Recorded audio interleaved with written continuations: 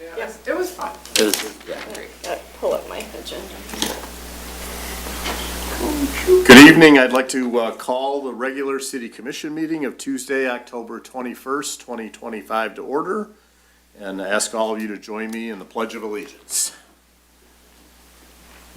I pledge allegiance to the flag of the United States of America and to the republic for which it stands, one nation, under God, indivisible, with liberty and justice for all.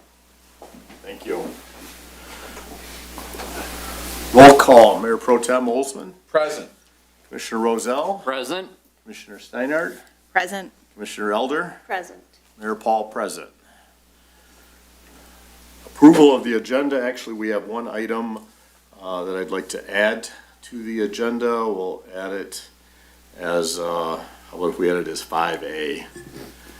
And that is appointment of a board member to the Construction Board of Appeals. Mayor, could I also propose we add a 5B? I apologize for the late notice, but discussion with city attorney regarding term of office start date for the new elected commissioners. Yes, we can. All right. Do we have a motion to approve the So agenda moved. as amended? Seconded. All those in favor? Aye. Aye. Opposed? Motion carries.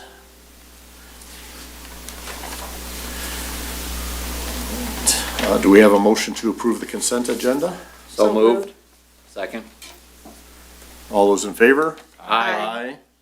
Opposed? Motion carries.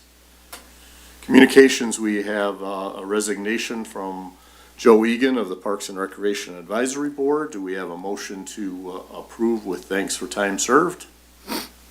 Motion. Seconded. All those in favor? Aye. Opposed? Motion carried. Mr. Mayor, may I ask a question about the topic or the agenda item?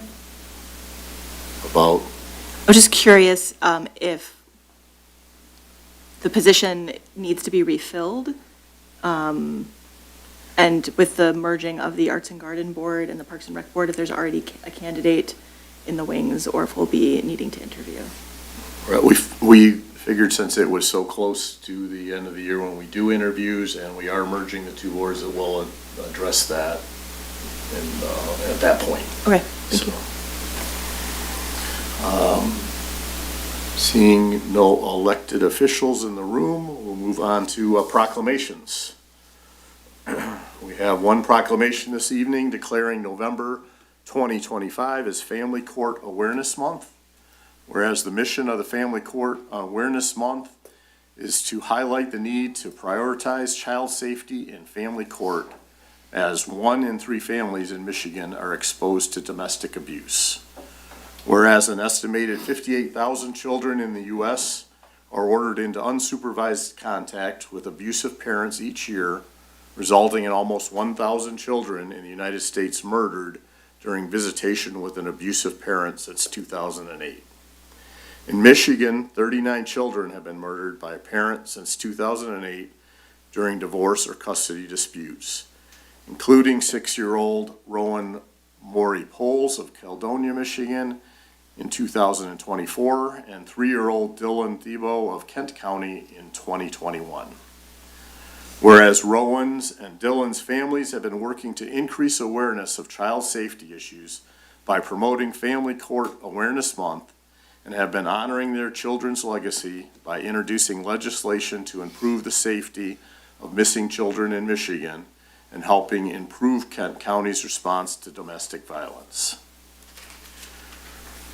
Rowan's Act was introduced in the Michigan House of Representatives this year by Angela Regis, who represents portions of Allegan, Kent, and Berry counties. This amendment would allow a faster response for Amber Alerts to be issued if police believe a missing child to be in danger.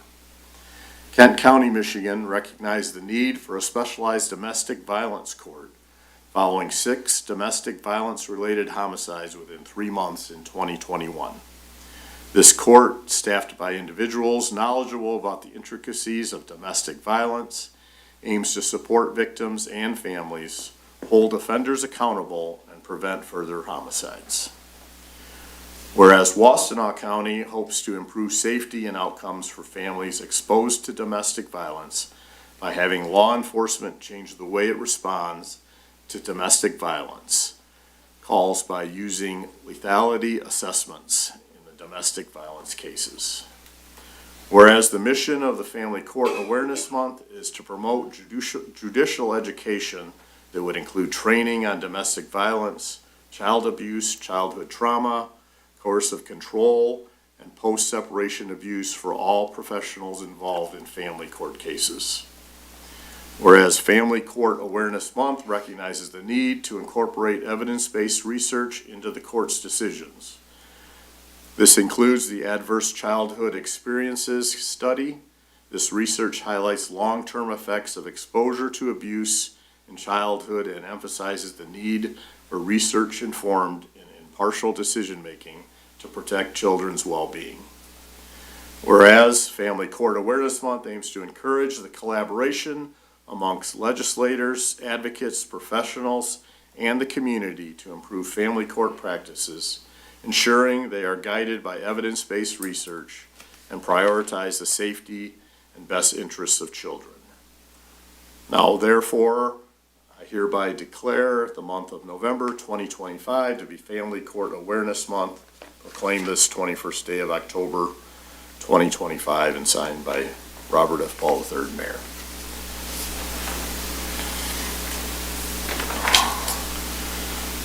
Public participation.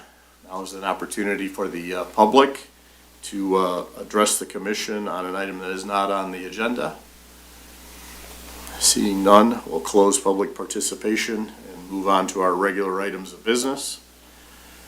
Item number 1 is a discussion regarding a request for proposal for human resource consulting services.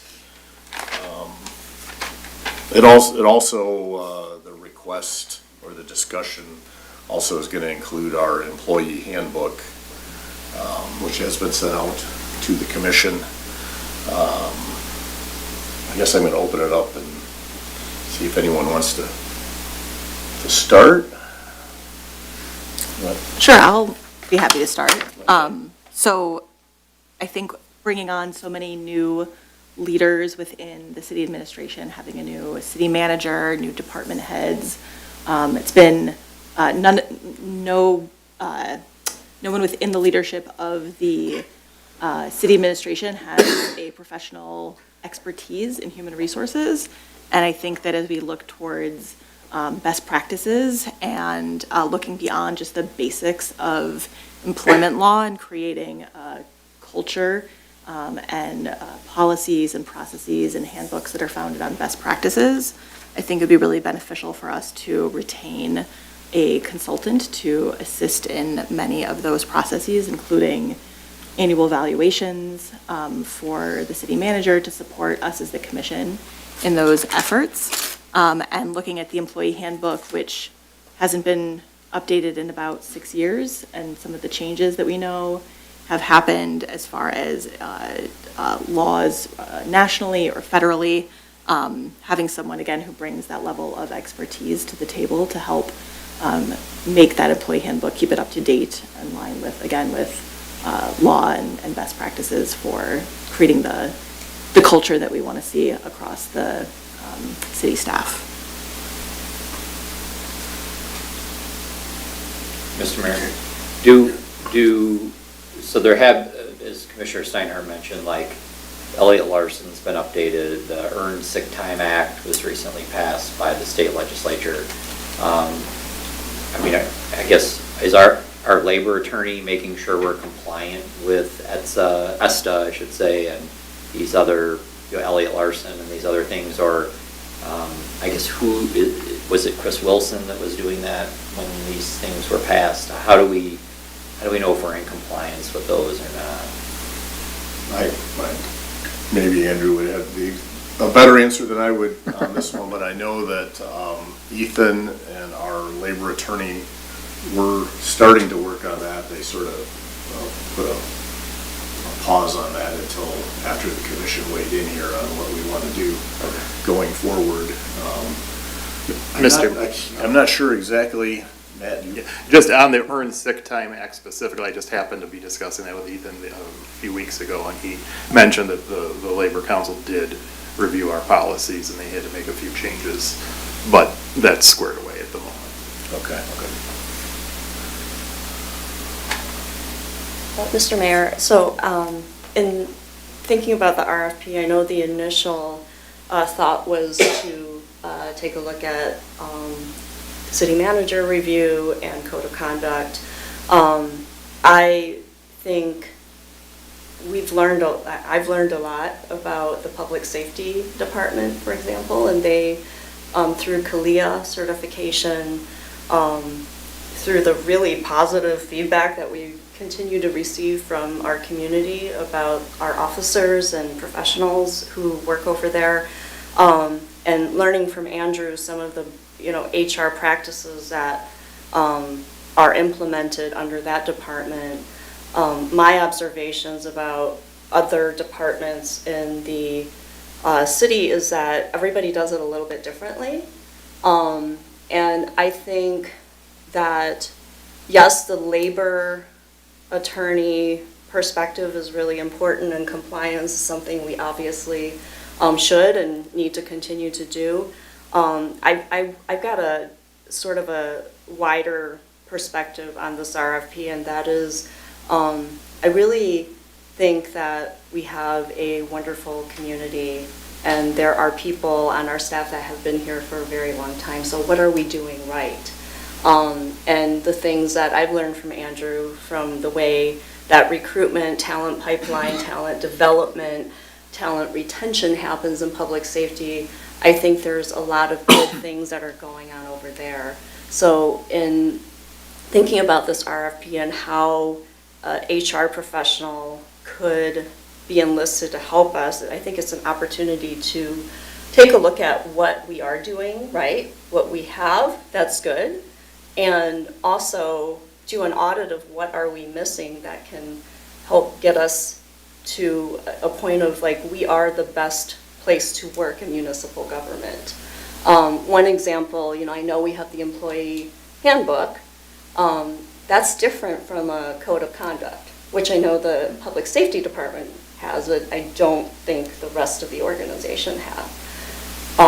So that to me is a flag that I think they need to look at and see what it is, what other things are we missing. Because the employee handbook is a procedural handbook of this is how you do your job, these are the definitions, this is the process, right? But the code of conduct is what are the values of this organization?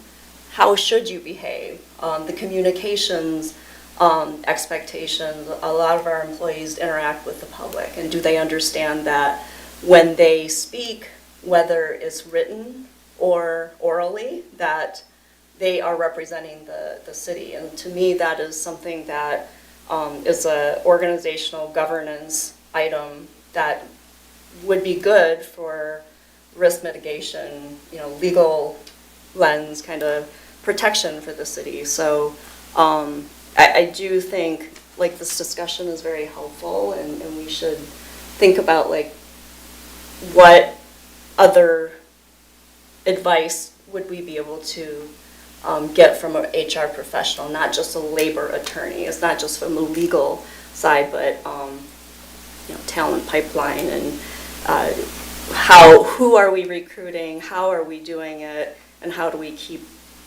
the best, attract and retain the best talent, especially in this labor market where any talent that is in the municipal government space, it's a tight labor market right now. So we've got to compete. Mr. Mayor, I happened to watch Channel 7 before I came here, the 6 o'clock news, and front and center was what's going on at Oakland County. It seems they're on the news at least twice a week. Today's story under the investigators was about counties, employees illegally contracting with county government, which is a violation of state law. And,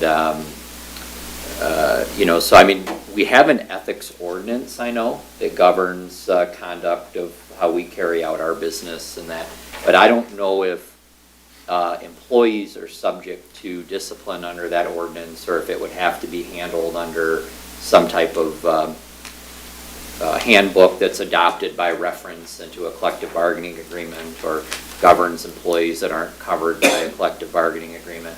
I mean, I understand what Commissioner Elder's saying in some aspects, like, we don't want to get into a situation where we have employees engaging in behavior that is inappropriate, unethical, criminal, et cetera. We want to retain good people. I'm just trying to think, off the top of my head, I don't know that that's covered in the ethics ordinance. And if an employee violated the ethics ordinance, could they be discharged by this panel of residents, right, that we have appointed to weigh in on these types of ethical issues? I mean, it's an interesting point. I mean, it was just on the news tonight from county government where this type of behavior is occurring.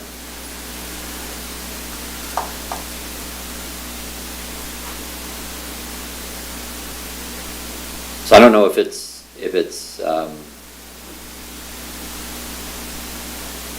just, do we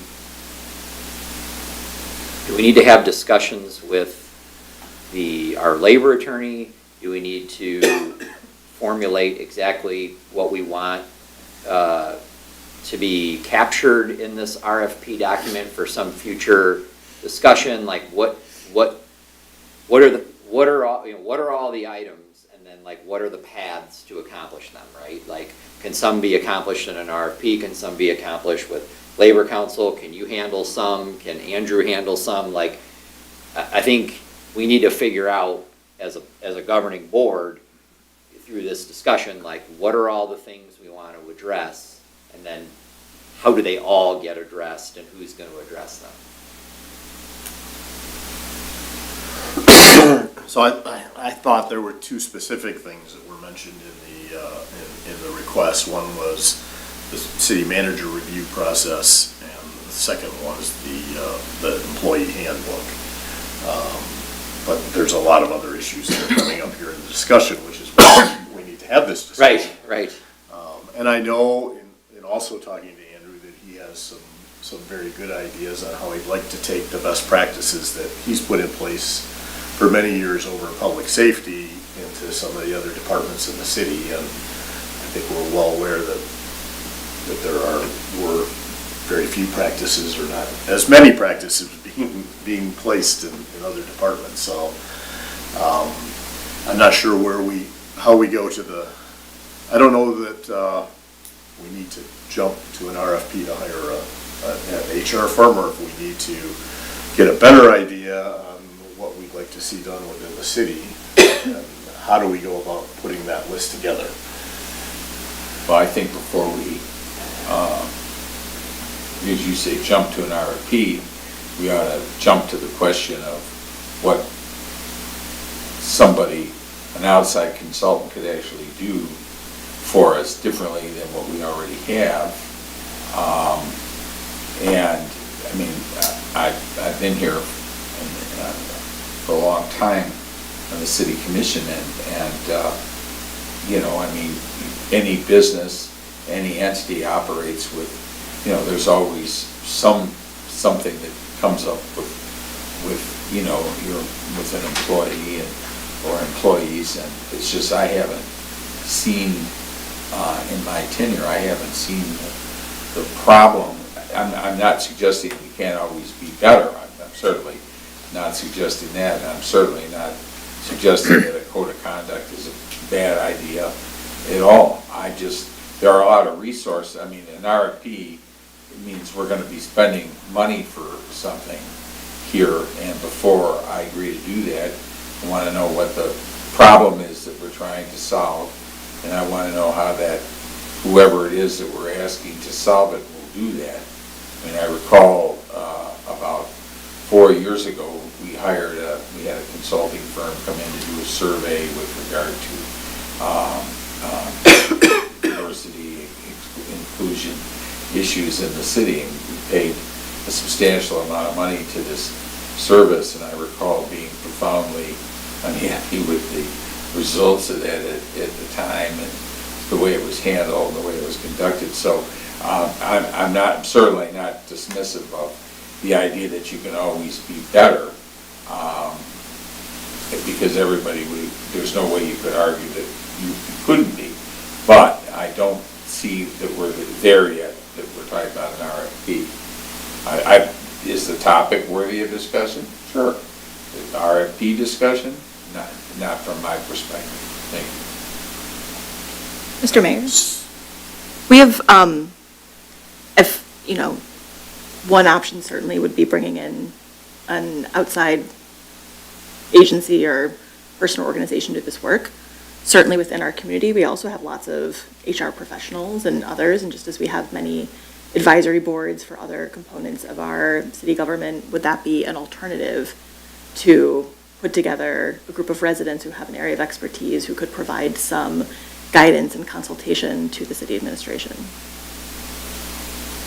And Mr. Mayor, I had spoke with Commissioner Elder, and I mean, she had a good idea about, maybe revamping the city manager evaluation process that, I think is worthy of exploration, and, whether it's through outside consultant or general discussion. I think that, her point is, the MML survey, I'm trying to speak for her, but the MML manager review is good, but what about like a goal setting portion component of that, where we give direction, these are 3 or 4 things we want to see accomplished over the next 12 months, and so that the manager has clear expectations from the commission, so I think those are the types of things, at least when her and I spoke, that she had mentioned that I think have value.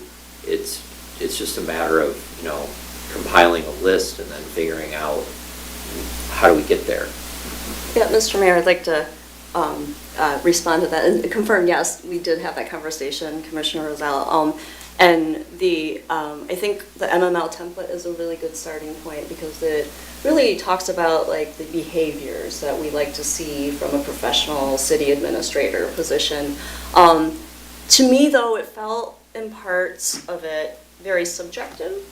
For example, it says something like, does this person, is the person up to speed on like the best practices? Well, how do we know on a day-to-day if they are or not? It's just kind of based on experience.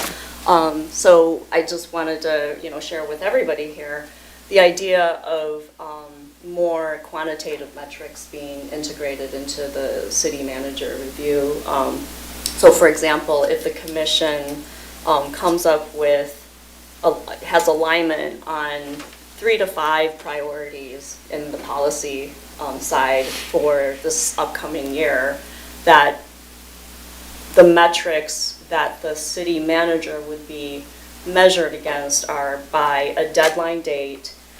For example, we can use this, if we were to use an example of your recent hire with the Parks Department Director. The city manager is to have, one of the goals would be hire and train the new director of the Parks and Rec Department by June 30th, 2026, by the end of December 31st, 2026, that you have a strategy that you've developed with the Parks Director for the next year of, areas to improve. So that's like, did you do it? Did you do it by this time? It's measurable, it's relevant, and that way the city manager knows that this is something that the entire commission agreed to. And to me, those metrics could be updated every year, right? Because if you've accomplished this, then good, that's great. And the behaviors can still be a part of that evaluation as to how did you do it? Did you retain the retention of the employees under that parks director, for example, that could be one of the outcomes that you could look at. But I think we've just opened up a whole bunch of issues under HR. And to me, it just seems like it's more the reason to understand, like, what are we doing right? What can we improve on? So maybe it's what I think both Commissioners Olsman and Roselle were alluding to is like what, maybe we need to make a list, all of us here in the room with all the, legal and administrative minds, like what can be done and where do we need help. But I do think that audit of what policies need to be updated is necessary because yes, Andrew's doing an awesome job, but in 10, 20 years, when new people are seated up here and in his role, I think the purpose of policies is to make sure that there's clear guidance and guardrails and expectations set for the future. So, Mr. Mayor, would anyone object to just having each commissioner compile a list and either sending it to you or the city manager or city attorney for sort of like compilation, and then having either the manager or attorney kind of box these into, I can handle this, this can be handled by labor council, this should be an HR professional, like, and so each commissioner comes up with their list of sort of concerns or things they'd like to see, and then these two gentlemen sort through it and decide what's what? I mean, does that seem reasonable? It seems reasonable to me. I think sending it to the city manager, the city manager is the right place Okay. for us to do that too. Fine. And I think, as I said early on in my remarks, Andrew has some clear ideas based on the policies and procedures he's put in place in public safety that he might want to take across the entire city, and it would be good for all of us to hear those and see those. So he might be able to gather our thoughts and then put some of his thoughts in place to go along with it. Get back to us, and then we have more discussion. It's fine with me. Fine with me. So okay, we'll get everyone to make a point of doing that in the next 30 days. Yes, that sounds good. I think that's fair, yeah. Yep. And then if there's anything, obviously, that you need to run by the city attorney, based on all of our comments, you could bring him in as you see fit, rather than all of us sending it in both directions. Yeah, I think a lot of it needs to be reviewed by Steve Schwartz, the labor attorney too, but I have several policies that I can incorporate through CLIA that we use that would be more general for any type of employee, whether an at-will or a union employee, and no matter what their position is, that I can show you. Obviously, the evaluation of me, that's something you don't ask me those questions. But in regards to those things, I think when you read some of the, what I'll do is once you send what you want to send to me in regards to that, I will then put together some of these policies, and then you can read them, you see how detailed they are. And then in regards to the trainings of the employee with those policies, which we do in public safety every year, all year, we go through all these policies. And in fact, we're just getting ready, we just passed our accreditation. I'll be going into Arizona in March to get our 7th accreditation, and looking forward to that too. And we did excellent. Yeah. In fact, the auditor that was here thought that we were the best department he's ever audited. So it was that's what he very, told me on the phone. yeah, Yeah. he was very impressed by our department. Ben Zawacki is excellent as an administrator of the CLIA program. Pays attention to detail. He keeps me on task, which I appreciate very much.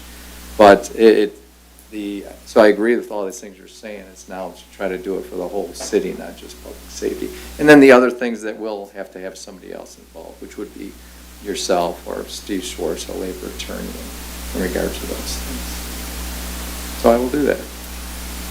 It is currently the role of the city manager to evaluate the public safety director annually.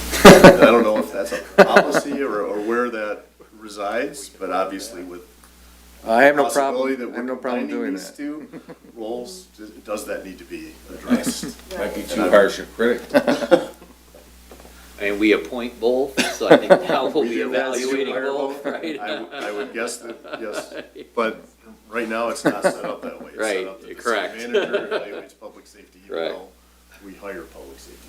Yes, that's correct. That needs to be clarified. Yes. Thought you'd missed that, but okay. Sorry, we're not gonna let you do that.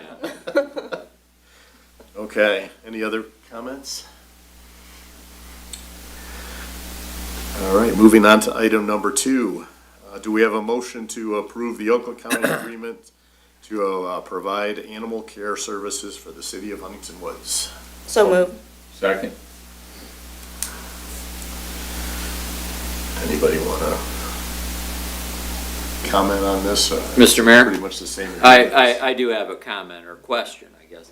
Is this 150% increase like the assessing rates, Mr. Mayor, or is this status quo?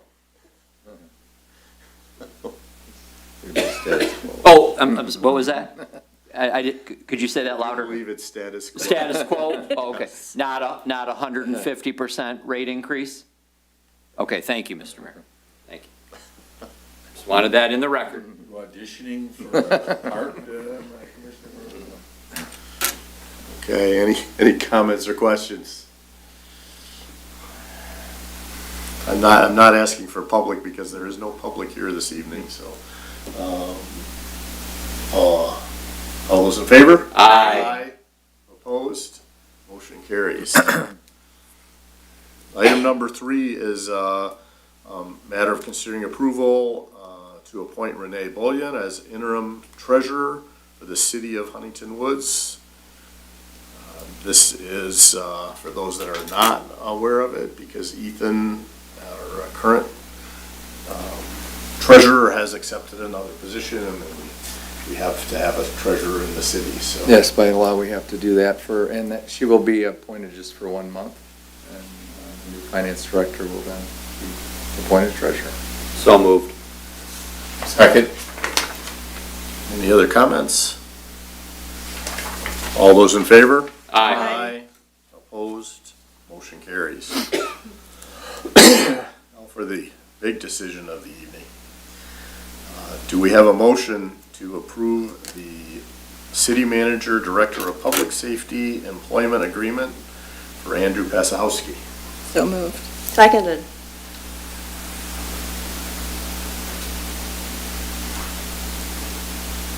Any comments? Can't get it signed fast enough, Mr. Mayor. All right, all those in favor? Aye. Opposed? Motion carries. Congratulations. Item number 5 is a first reading, correct? Of the adoption of an ordinance to amend the city code of the city of Huntington Woods, Appendix A, Franchise Article 1 for Consumers Energy Company Gas Franchise. This is basically a renewal of the last agreement from 20 years ago, and it is another 20-year extension. correct. And I understand that our city attorney reworded their contract slightly, and they're accepting of it. Yes, it was a surprisingly lengthy process to get back to basically the same ordinance that we already have, but there were a few tweaks to it, and we got there, so they're happy with this one. Do we have a motion to approve? So moved. Second? Any comments or questions? All those in favor? Aye. Aye. Opposed? Motion carries. Good for 20 more years. Item 5A is a matter of appointing to the Construction Board of Appeals, Blake Moore, for I think it's a 3-year period. Is that correct? 3-year term? Well, yes, it would be the remainder of his 3-year term, because he was appointed earlier. and did not sign his oath. Okay, this is necessary so that the Construction Board of Appeal can meet and hold their required meeting. So, is there a motion? So moved. Second? Any comments or questions? All those in favor? Aye. Opposed? Motion carries. Item 5B, I'm gonna let Commissioner Oh, Roselle thank you, take Mr. it. I want to request a legal opinion from our city attorney. We've really been put in a trick box by the state legislature. When the constitutional amendment in 2022 passed, it did a number of things regarding elections, and one of it was allowing ballots that were postmarked from military and overseas residents that were received 6 days after the election but postmarked on or before Election Day to be delivered to the County Board of Canvassers to be counted on the 7th day of the certification at the county. And that it also allowed for absentee voters who may have forgot to sign their ballot envelope, or maybe the clerk felt that their signature didn't match, to have a 3-day period to come in to City Hall, cure that issue with their ballot, and then subsequently have that ballot tabulated at the county's certification process on day 7. So a lot of cities in their charter have requirements that their office holders that are newly elected take office. Some have it on the Friday after the election. Others, like us, have it on the Monday after the election. Well, ballots are still being tabulated, and no certification under the law can be done until that process is concluded. So how can we have an organizational meeting where folks are sworn into office when we've not been certified by the County Board of Canvassers of actually having been elected, and ballots are technically still being counted? So a bill was introduced last session, but during lame duck and all the chaos that ensued, it never got signed by the governor, so it never became law. So then this session, the bill was reintroduced, and it passed both chambers, but in different formats. So they need to be reconciled. Even though they pass unanimously in both chambers, and there's unanimous bipartisan support to fixing this issue, nothing is moving through the legislature. Zero. So it's not, we were advised by our lobbyists that it will not be in effect for this upcoming November election. So the question to the attorney is, you know, do we comply with the charter and have this organizational meeting and swear folks in before they're elected? Or do we wait like we had originally scheduled and wait for the county to complete its process, wait for the elected office holders to receive a certificate of election and the city to receive a signed canvass by the bipartisan Board of Canvassers, and then have the meeting? I mean, this has really boxed us in. And so I'm curious what your opinion is. When should we hold this meeting? How should we proceed? I mean, I don't mean to put you on the spot Right. tonight. If you need to issue a written opinion, that's fine. We're not the only one in this Oh, situation. absolutely not. So I'm curious, what's your advice for our December or late November or early November meeting? I thought we Yeah, I- decided 2 years ago that state law Right, supersedes yeah, our as I was looking back at some of charter. that stuff, so, that was the suspicion. I don't think we ever got to a final word on that, in terms of whether the state law would end up superseding, the charter provision on that, but that's where I would focus my attention at this point, to see where that would go, but, because originally we were recommending postponing the organizational meeting, which, you know, you still have room in the charter because you can take the oath of office within 10 days of the time fixed for the term to begin. But let me take a look at that preemption element Okay. and tease that out a little more to see if anything's progressed on that since 2 years ago. Yeah, so if, you know, if there's things we need to do that we can do under the charter, we do that. And then if we need to do other things, like you said, because of preemption, fine. But if you could issue an opinion, that would be great. Okay.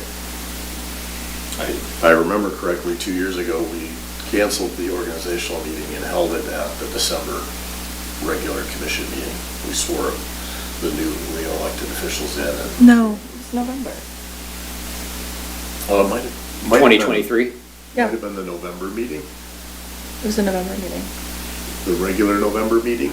So the third week of it could have been the third. It was right around The third Thanksgiving. Tuesday of November, so. Yeah, so the Put it requirement back was that far. that we do it on the Monday following Our the election. charter says it's the Yeah, Monday after the election. But we waited until the November meeting date, The November, so the third Tuesday in November, we waited. and we held the organizational meeting, adjourned it, and then held the regular meeting? I think we canceled the organizational. Is that what we did? Yes.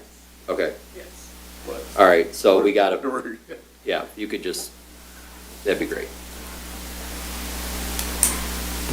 Okay. Any other comments or questions on that matter?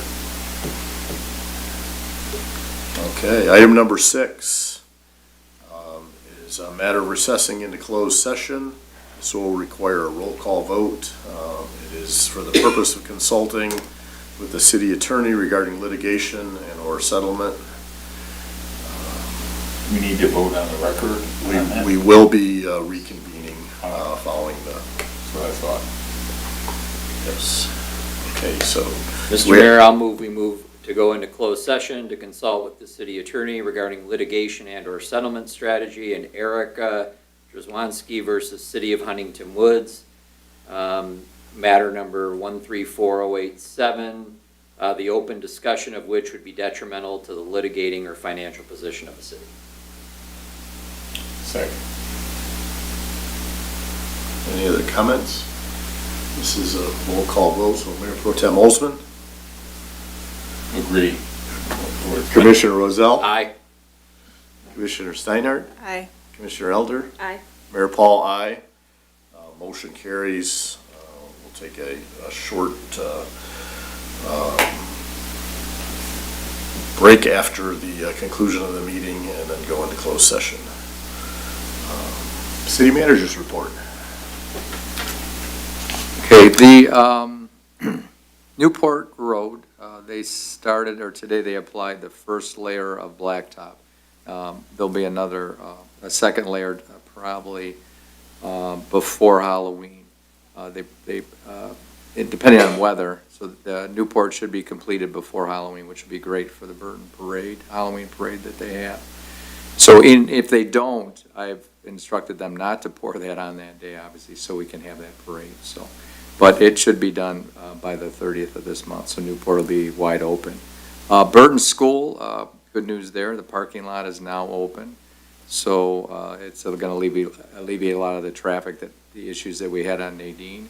So that's done. The ballpark or the park itself, construction continues. That'll be for a while yet. But that won't really interfere or obstruct the children or traffic for Nadine, so that's not a problem. The traffic light out front, in front of public safety, they've closed the entrance from 11 Mile Road into our parking lot. There is now 2 curbs there and a sidewalk. And after looking at it today, it's starting to cure, but I'm concerned that in the evening that people are so used to driving through there that we do have it barricaded off tonight, but I'm concerned about people on bikes and things of that nature. So I'm hoping to expedite getting a couple of trees up there so we have something actually on the ground pointing up. So, because it's hard to see because it's the ground, everybody's so used to pulling in there. So there's only now one entrance into the parking lot, which is off of Scotia and out of Scotia. But as you know, we moved the city boxes and obviously the mailboxes have always been in front of the DPW. So other than to come in for city business, this shouldn't be an issue. Actually, it'll be safer for anybody in the parking lot now because a lot of people were cutting through that parking lot to get onto 11 Mile Road in lieu of going up to Scotia and 11. The traffic light itself, they put in the crosswalks, they did all that today. It's all poured, it's good to go. We're still waiting for the bars. They should come in early November. Once those arms are out, the whole project will be done. It'll slow down traffic on 11 Mile. People are going to be able to cross safely on their bikes and pedestrians. It's going to be great for our city and for Berkeley, for the kids coming from Berkeley going to school. So that's going to be awesome. The other last thing, leaf season has started. And it will end November 28th. During that time, they stopped the chipping, so please do not put sticks or branches out into the street. The brush chipping will though resume again December 3rd, but during the leaf pickup, they do not chip any of the brush. The director also told me to please ask residents, said if they can, do not park on the street from 7 till 3 so they can get there and clean up these leaves. I know in some cases it's not possible, but whenever you can, keep your cars off the street during that time. They would appreciate that so they can expedite picking up these leaves. And that's about it. Are there any questions for the city manager from the commission? No. Okay. Do we have a motion? Oh, wait, commissioner comments. Pro Tem, No comment. Commissioner Rozell. Just one comment, and that is I spoke with the auditor from Kalia. I don't know if I was randomly drawn or if I was the only one from the governing board to get called, but I spoke with the gentleman for, I don't know, 20 minutes, 30 minutes, and I will say that it's an understatement to say that of all the communities he's been an auditor for, our public safety department completely blew him away. I mean, he was absolutely astounded by the level of service that we provide, the statistics. He rode with the lieutenant through the community, residents waving, I mean, he just said, this is an amazing place with an amazing public safety department. He asked me some questions like from a governing board perspective, but I could just tell that this gentleman was really impressed. So I want to thank you and the rest of the public safety department for all the work that they do. I don't know how I got picked, but I was happy to have the discussion and share, my perspective, and I'm glad that we were awarded the recertification and that you'll be going to Arizona to receive that. So. Commissioner Sinner. I just wanted to thank the city manager for his partnership and collaboration with the Burton Elementary School PTA as they were trying to figure out where and how to have their annual fundraiser. With the school district construction happening on the field, they couldn't use the track, which is where they typically do it annually. And I know there's a lot of back and forth that Andrew had with the PTA, the school district, the principal, and they had a really successful event. They raised as much money as they had hoped to raise, maybe even more. And I think that families were very happy with the alternative that was decided upon. And so just really glad that you could come to some resolution that made everybody as happy as possible. Thank you. Mr. Mayor, so I was not picked. I'm not surprised. Yeah, I got the short straw. You're That's saying. awesome. Thank you to the Public Safety Department and to you for both that and the Burton event. Keep up the great work. Thank you. Okay, with that, we'll close this section of the meeting and go into closed session in a couple minutes here and reconvene shortly after that. Thank you, everybody.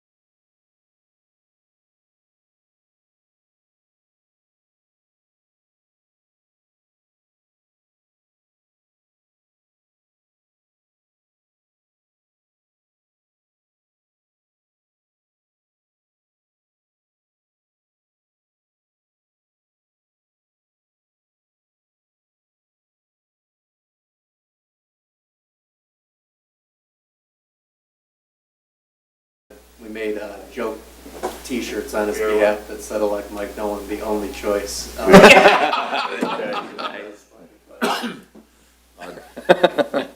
Like a motion to come back into regular session, So moved? Second? and Commissioner Rozell, would you like to make that motion? Mr. Mayor, I'll move to, Mr. Mayor, was there a vote on the motion to come back into open session? Oh, sorry about that. All those in favor? Aye. Opposed? Motion carries. all right, now you ready, Mr. Mayor? I am. All right. I'll move that we proceed with the recommendation of legal counsel and settle, and recommended settlement in Erica Drzwanski versus City of Huntington Woods, matter number 134087. Second. But, Mr. Mayor, to the extent that there are settlement documents, do you authorize the mayor to sign? Yep, and I will amend my motion to authorize the mayor at the appropriate time to sign the necessary settlement documents. Second. Okay, any other discussion? All those in favor? Aye. Opposed? Motion carries. Do we have a motion to adjourn? So move. Second. All those in favor? Aye. Opposed? Motion carries. Good evening. Actually, a few years ago, we had a case